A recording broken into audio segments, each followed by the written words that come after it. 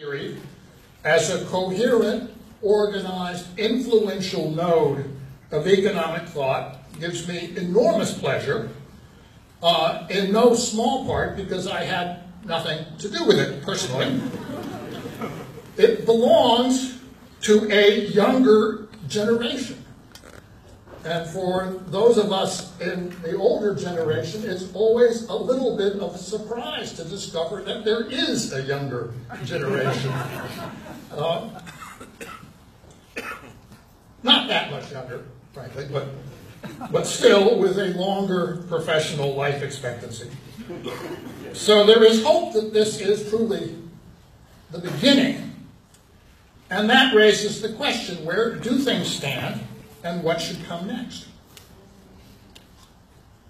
I think that question is already very much on the agenda, but let me just give you a sketch of my view of it. MMT, as I read it, has been, maybe still is, primarily the work of a community of teachers, drawing on the practical understanding and didactic skills of some financial market players of great talent and distinction, Warren, of course, primum inter pares, and a shared continuous reading of John Maynard Keynes on this subject, owes a great deal to Paul Davidson, and indeed of the full spectrum of monetary history and the history of economic thought, to which, of course, Robert Skidelsky has made extraordinary contributions.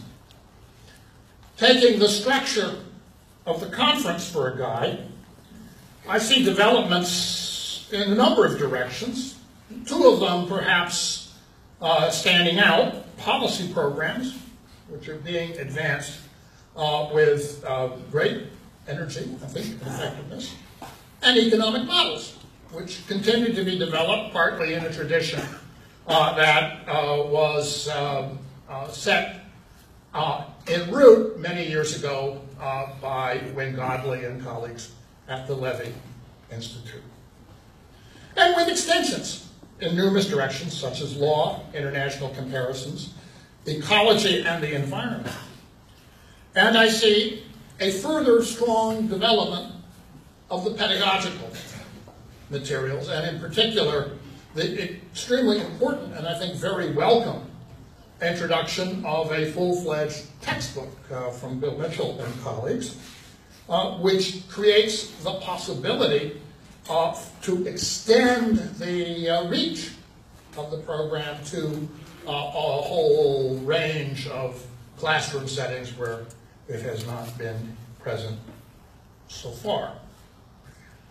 I noticed that all of these effervescent, energetic developments have tended perhaps to diminish, to crowd out, to use a very compromised term,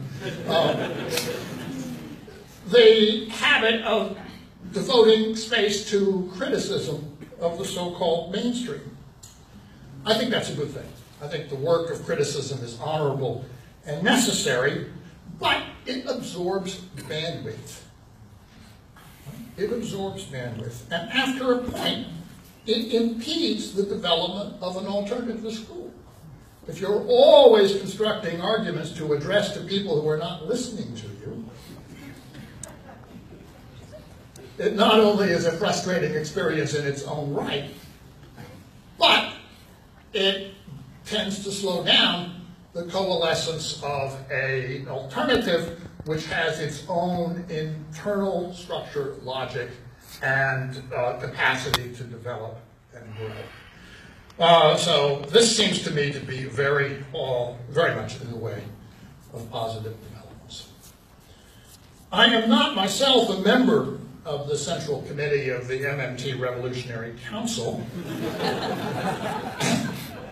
but permit me anyway to suggest to those who are here who may be, and I'm sure you're all carefully anonymous, that's the way the anti-war movement was organized in my youth, to suggest some strategic objectives, both for their own sake and to strengthen this core intellectual and analytical program. The first is to build and develop a policy presence, to seek actively, aggressively to be heard and represented in the national policy sphere. I know this is very much on the minds of some of you here, and progress has been made. But given that you have the foundations laid and the programs developed, it is time to insist that the national conversation include this point of view. This is how political progress eventually gets made. It's something which develops over time once representation has been established. Congressional hearings, the Federal Reserve conferences. Should we lay bets perhaps on when the first MMT presentation will be made at Jackson Hole? Yeah, not in your lifetime. That could be right, but nevertheless, I favor setting ambitious objectives. And there are Washington symposia and roundtables, a spectrum of outlets which not only have a presence in the policy debate in their own right, but also give access to the larger sphere of the media.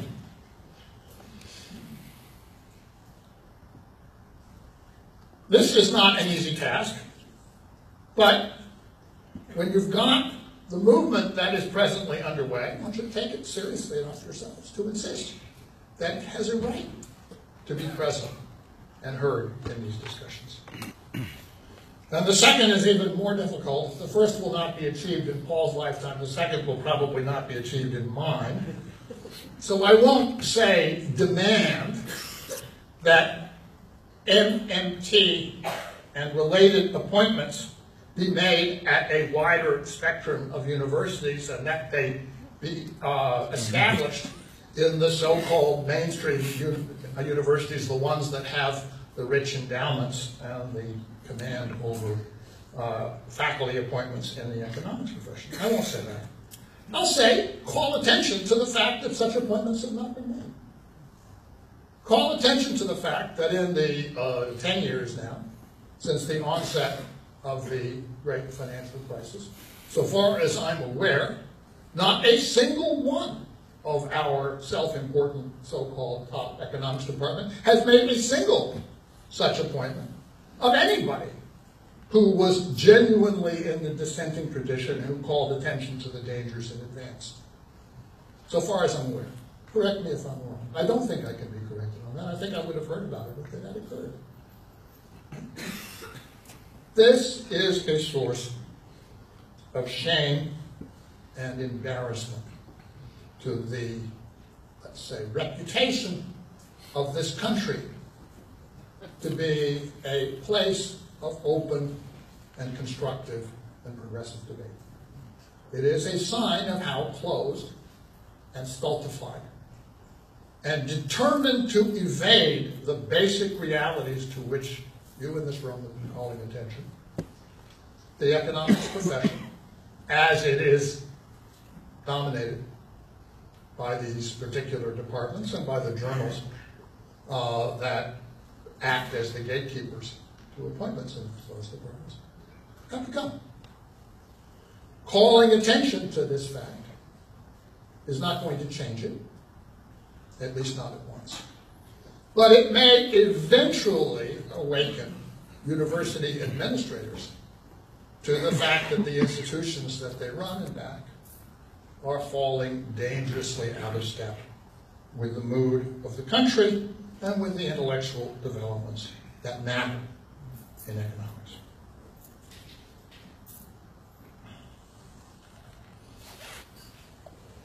So having said that, let me now speak a bit about intellectual direction. Modern monetary theory is characteristically described as a macroeconomic analysis. And the difficulty of any macroeconomic analysis in the economics profession has been the isolation of the whole subject into a small academic ghetto in preparation, of course, for its extinction. In mainstream departments, macroeconomics barely exists. The word has been, to the extent that it's still used at all, has been appropriated for atheoretic exercises in time series analysis and things of that nature. And the few voices who still speak in terms that are recognizable to even the tradition of academic macroeconomics that was prevalent 40 or 50 years ago, are working with models that they learned in graduate school and which they have not thought to examine since, and even if they did think to examine it, it would be a deeply painful exercise from which the results would be, of course, very uncertain. It brings to mind a comment of my father's that one of the characteristic features of economists was that they were extremely economical with their thinking. Made the lessons that they learned in graduate school extend for an entire lifetime.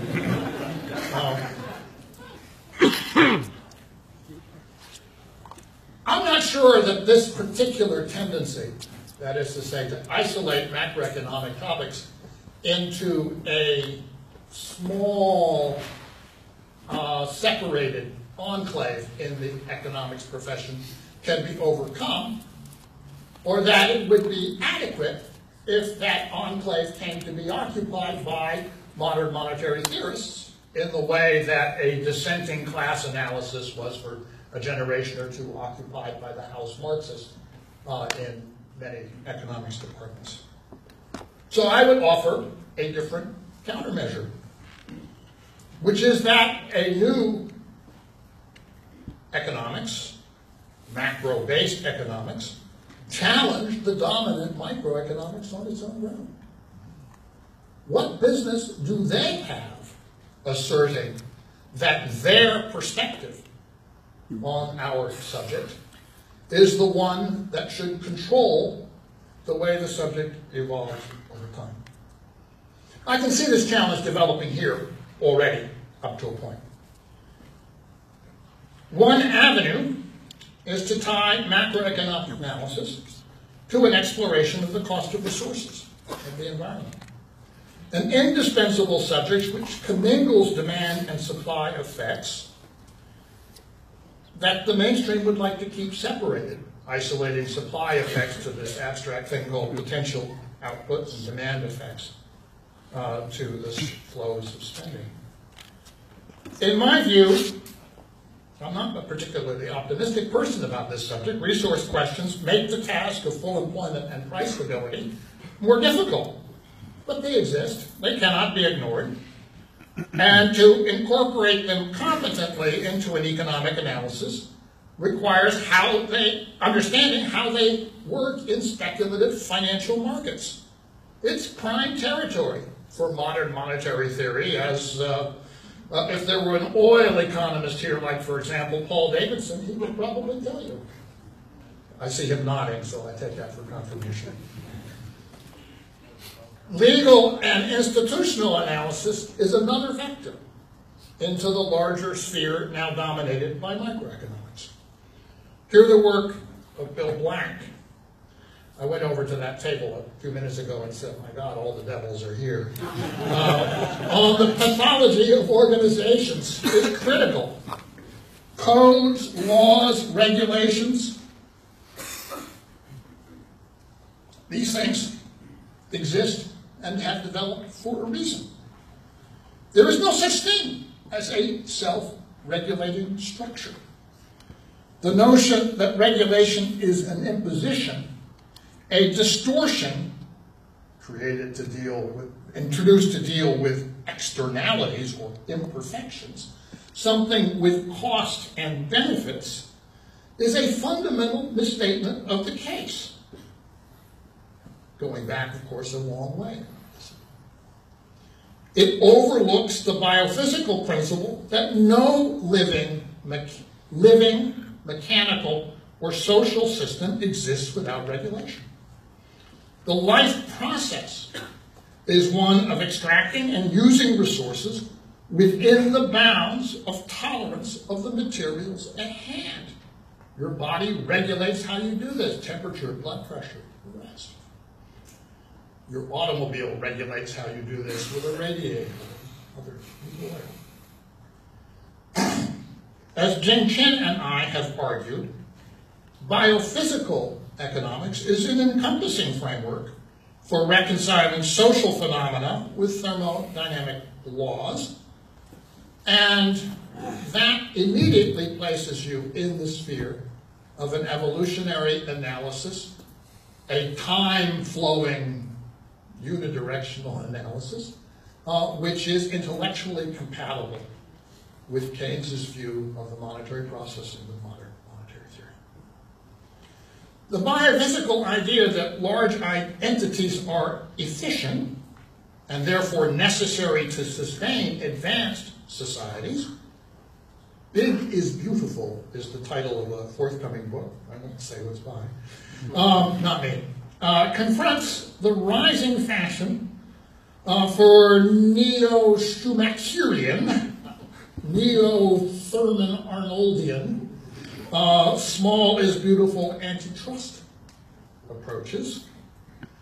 Something which is deeply seductive to the presently dominant neoliberal framework in Washington and in policy circles generally, and which has been capably popularized by Barry Lynn in recent days, who has, I must say, with the adroit help of his former employer, managed to turn himself into an apparent supposed victim of big bad Google.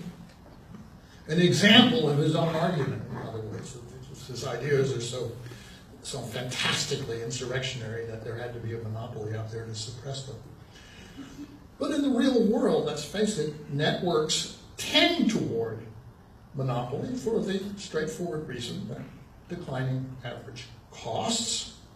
And as my father wrote 50 years ago, in the new industrial state, big organizations exist for a reason: to plan and control their environments, from the design to the marketing phases, as well as the financial and regulatory environments, and to control the application of technology to advanced production, because without that you cannot take advantage of the specialized scientific knowledge that you have to apply in particular production processes.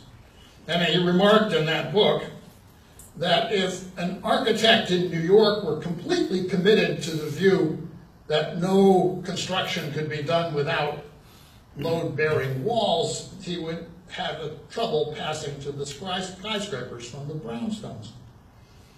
And this is the problem of the neo-Schumacherian view, that we do live in a society where big and small necessarily coexist. MMT needs to enter this question, especially with reference to banks, where I think the case actually for breaking them up from their present scale is much stronger than it is for network-based corporations. But a development of that analysis, what I might call a modern industrial organization, might be a useful ally as this movement expands its scope and begins to encroach on the territory that the microeconomists have preserved for themselves. Now, the discussion of big and small leads me on to a final topic, which it will perhaps not surprise you to hear a few words on, namely my own interest and work on inequality. I was led into this more than 20 years ago, at a time when it was perhaps the least prestigious academic topic available for economists. I remember in graduate school being told that studying inequality was like watching the grass grow. I thought, that sounds pretty interesting to me. But at the time that I started looking into this, it was to evaluate a mainstream debate. Inequality was grudgingly admitted to be rising? Was it technology or was it trade in their effects on labor demand or labor supply? And I realized I could not add anything useful to this discussion without developing better measurements, better data, something that was more systematic and comprehensive, and through which one could begin to interpret patterns that were emerging over time. That led me into another extremely low prestige activity, economic statistics.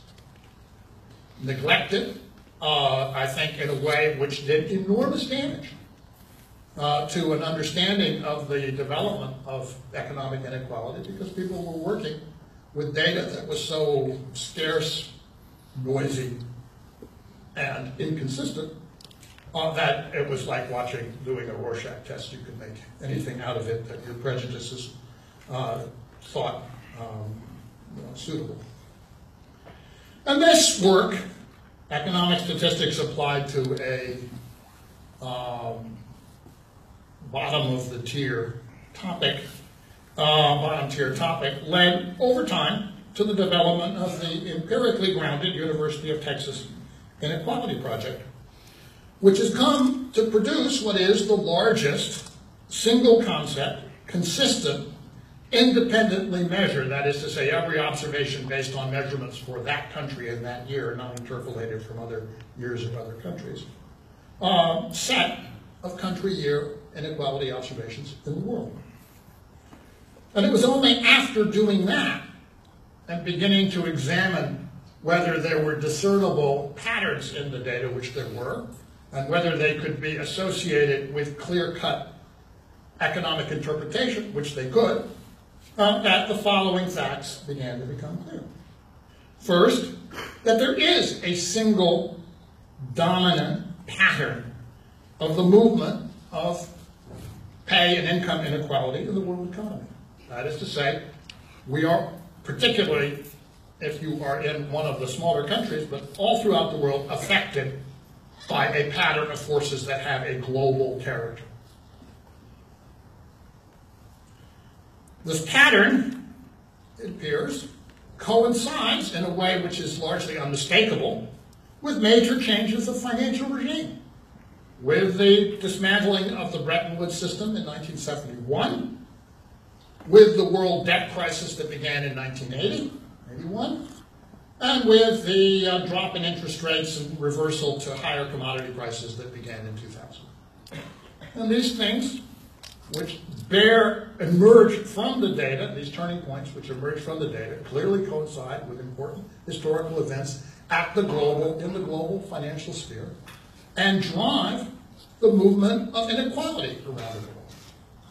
And the third point is that exchange rates are, for most countries, a massive force for the transmission of inequality from the global to the national level. And you can see this very clearly once you have proper data. This is the case. I won't spend my time here demonstrating these points, but only draw their implication.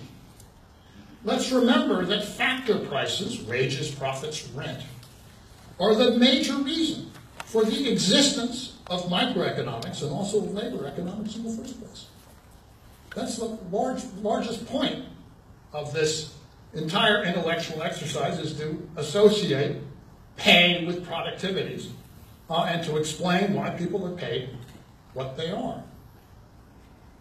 But now it turns out that distribution is driven by monetary and macro change, not by local factors in separated markets, but at the global scale, by world forces tempered at best by local and national institutions. Forces don't affect everything in the same way. Some places have stronger capacity to modulate them than others. But the forces are clearly identified operating at the macro scale. And so I have to conclude, to give the devil his due, that Robert Lucas was right. Can I say it again? Robert Lucas was right. It is absurd to have entirely separate disciplines macro and micro, that are intellectually incompatible and that coexist under the same academic roof. The only problem is that Robert Lucas chose the wrong one. He chose the wrong one. Our work, your work, provides a framework which goes far beyond the cloistered categories in which macroeconomics macroeconomics has traditionally been assigned, and gives us an opportunity to provide a coherent explanations of a great many things which have been reserved to a fully inadequate intellectual framework up to now.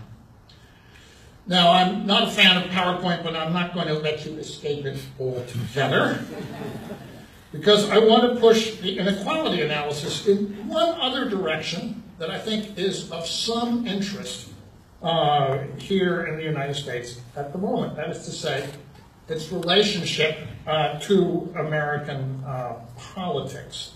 And in particular to the question, how did we end up, after all, with this fellow Donald Trump? Well, Trump ran a populist campaign, and the question one might ask is, was he elected on the strength of resentment of great inequalities? Well, one way to ask that question, which is interesting, is to take note of the fact that American presidential elections are decided on a state-by-state basis through a device called the Electoral College, with winner-take-all in each state. And so one might ask, in the states where inequality rose the most, did Trump benefit from a resentment of that rising inequality? To ask that question, one has to have a measure of the rise of inequality on a state-by-state basis. And until the year 2000, such measures were only available on a 10-year basis from the census, because the current population survey just isn't big enough to reliably tell you what's going on in North Dakota or Rhode Island and so forth. Well, by using the same techniques that we've applied at the global level, with other data sets, employment and earnings, we developed a measure of annual inequality, income inequality, or pay inequality in each state, and we're able to answer this question or address this question at the annual level. I guess at the annual level. So let me see if which button do I have to push here? That one, I think. No, that one turned it off. All right, let me try again. That's the laser pointer. Where are we? Can you bring me up again? I guess I want to push the arrows that go left and right. That would be a sensible thing to do.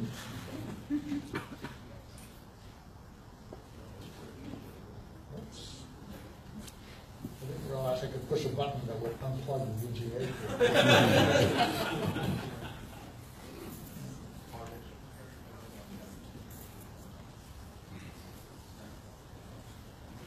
There we are. Okay, so here's a portrait of the vote, blue and red, Clinton and Trump. I guess this is my county. And I want to show you what the case for 1988. The change in inequality from a period before 1969, and the votes as between Michael Dukakis in blue diamonds and George H.W. Bush in red circles, and you can see there's no real association. But that's the period, quite a long time ago, from the late 1960s to the late 1980s. I could show you the intervening elections, but if you fast forward to 2016, here's the result. Wow. And of the states, of the 14 states with the largest increase in inequality in the period from 1990 to 2016, all 14 voted for Hillary Clinton. All 14. The states with the lowest increases in inequality voted for Donald Trump. Not all of them, but overwhelming preference. Suggests to me that this is something significant and interesting and worth explaining. I would explain it in very simple terms. that the states with the biggest increase of inequality have two characteristics to their population. A large, relatively low-income minority population growing very rapidly, and an important urban professional population dominated by finance and technology and other advanced industries, which is also a Democratic Party constituency. The states that went for Trump, generally speaking, both of these forces are less important. Right? So if you look at where New York is and where California is, on the very out far to the right here on this diagram, you can see, I think, as well as Connecticut, New Jersey, what has become of the Democratic Party in our time as evaluated through a simple metric of state-by-state changes in economic inequality. Does this have anything to do with modern monetary theory? Well, of course it does. Because after all, what is driving the rise in inequality in a state like New York or Connecticut? It is clearly the evolution of the economy to a structure that is dominated by play such a central role in any proper monetary theory, and that are absent entirely from the mainstream view of this country. So I just put that out to you to say that the more you do with a range of analyses that start from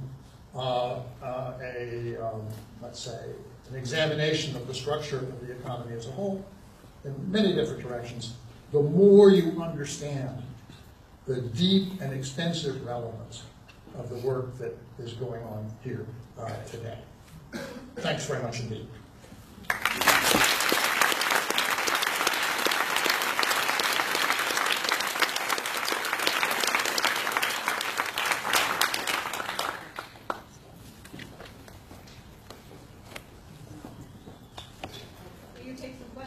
I don't imagine anybody has any questions. But, I'm contradicted once again. Okay, go ahead. This looks relatively hopeful, yes. In the sense that I don't know what. Whenever someone brings up hope, I come up with the comment of William of Orange that I learned from Black. It's not necessary to hope in order to persevere. But yes, is it hopeful? What does it mean for the future? Assuming you think the Democratic Party is a vector of hope, which I have some trouble with. But putting it more neutrally, maybe I have another slide here. Yeah, there are the states. And what you see, in fact, are some of the states that Trump won narrowly, like Michigan, Wisconsin, Pennsylvania, are actually moving away from the Democratic structure of things because they are losing their the relative weight of their industrial class without gaining much on the order of high-income urban professionals or anything else. So that strikes me as an argument that what emerged this year is, now assuming we don't, I mean, who knows what will happen given what, the circus that's going on in American politics at the moment, but in an ordinary evolution of things, that this is not something that was incidental or can be easily recovered. Might be recovered once, but the trends are against the Democrats. On the other hand, through the South, it's going the other way. All right, so from North Carolina, Georgia, Texas, Arizona, one level or another, you have rapidly growing immigrant Hispanic populations, notably, and rapidly growing cities with the same kind of urban liberalism that you have elsewhere. Texas voted more strongly for Clinton than it voted for Obama 4 years, about 4 points. That's a big shift, right? We have some other questions. We're going to kind of jump around. What about free trade agreements? Your comments on that sounded like you may be suggesting we should do away with them or something. Well, we're not going to do away with them for two reasons. One is that, I mean, it's clear that this was all a feint on the Republican side. Because if they actually, if they restored the industrial base of the upper Midwest, they would be restoring the Democratic Party there, which they don't want to do. At the same time, they would be wrecking the Republican Party in Texas, which they also don't want to do. So I think it's safe to say that at the end of the day, we're going to be stuck with the same policies that we have now, that we had before. Got a mic.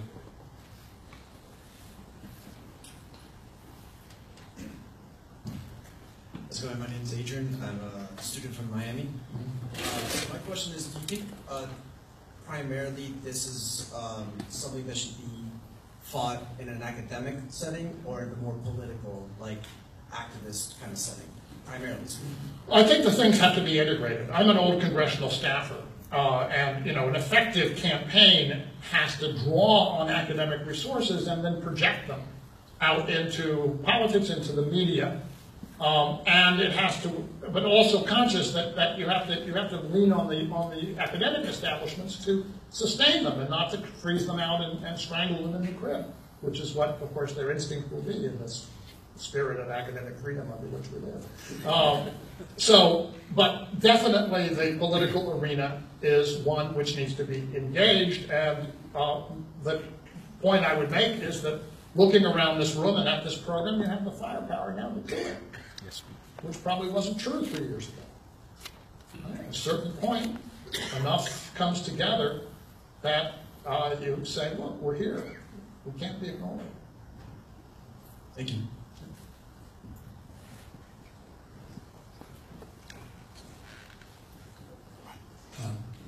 My name is Robin. I'm from Cedar Rapids, Iowa. Became acquainted recently with Richard Florida's book, The Urban Crisis, and he makes a similar point to the one you made about which states voted blue and which states didn't. And although he localizes more in metropolitan areas and points out that the greatest inequality is in those areas that have a higher proportion of what he calls the creative class, or more progressive cities, and that in less progressive or conservative cities, the inequality seems less. So I wonder if there's a point at which economic analysis and sociological analysis come together in a way that would shed light on what's happening in our urban areas, and they in some way seem to dominate state politics. Well, there's some parallelism, but I have to say I bridle at the notion that bankers are the leading figures of the creative class.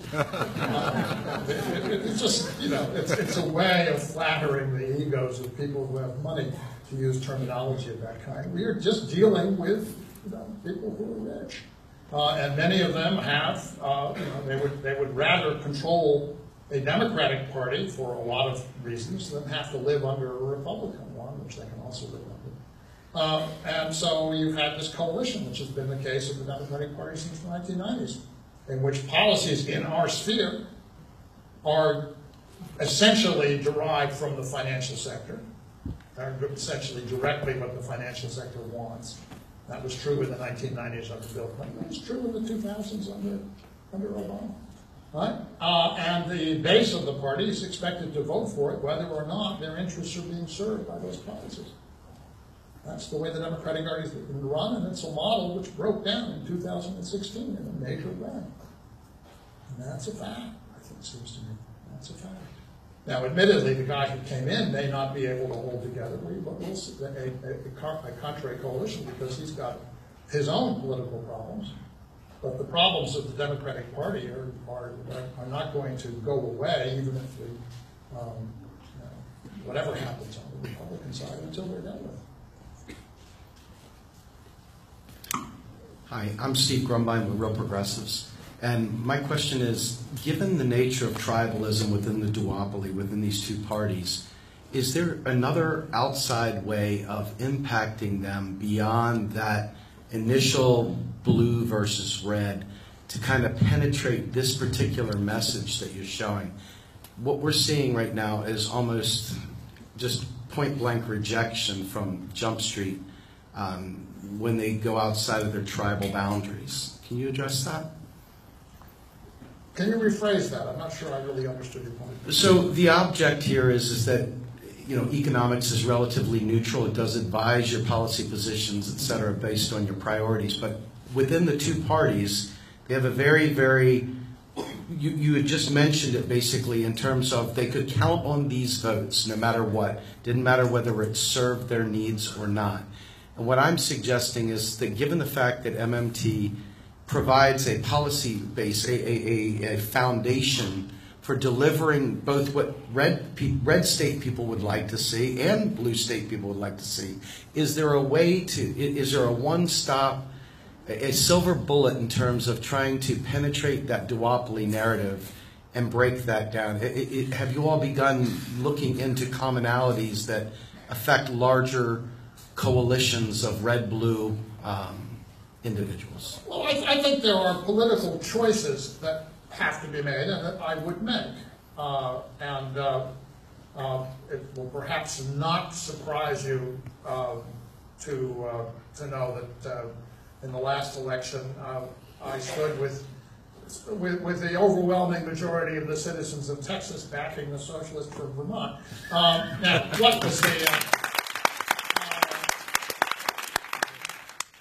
what was the basis of that argument? Well, it was one that traded the banker votes for a stronger base in the industrial working class. That's a trade I would make. It's a trade, however, I mean, I don't think there's any way to patch over that difference. If you had a Sanders-led Democratic Party, it would have to fund itself in some different way.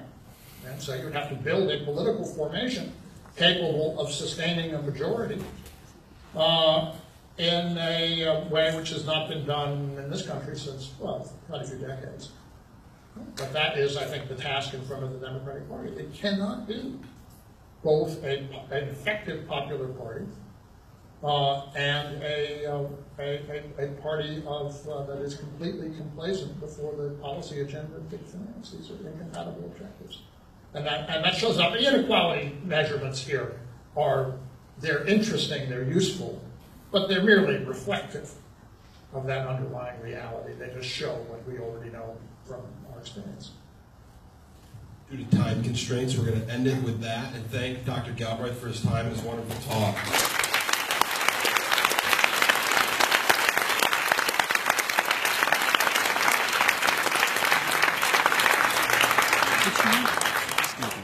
We have panels beginning at 2 o'clock back in the student union, so we have a little bit of time, but we're going to start heading back that way. Yeah, I think that's a really interesting question. I